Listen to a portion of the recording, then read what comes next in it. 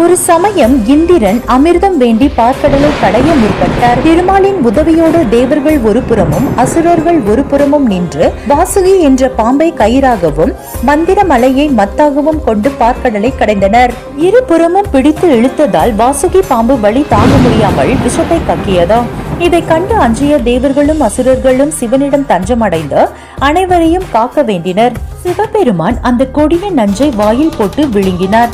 விஷம் உடலுக்குள் இறங்காமல் இருக்க ஈசனின் கழுத்தை பிடித்தாள் உமாதேவி. விஷத்தை அருந்திய பின் உமையவளுடன் சிவபெருமான் கைலாயம் புறப்பட்டார். வழியில் அவருக்கு களைப்பு ஏற்பட்டதோ, அதனால் அவர் ஓரிடத்தில் ஓய்வெடுத்தார். பார்வதி தேவியின் மடியில் தலை வைத்து களைப்பு நீங்க சயனித்தார்.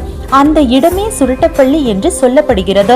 ஆந்திர மாநிலம் சித்தூர் மாவட்டம் சுருட்டப்பள்ளியில் அமைந்துள்ளது இந்த பள்ளிகொண்டேஸ்வரர் கோவில். திருமாலை போலவே சிவபெருமான் பள்ளி கொண்ட ஒரே கோவில் இதுதான் என்பது சிறப்பம்சமாகும்.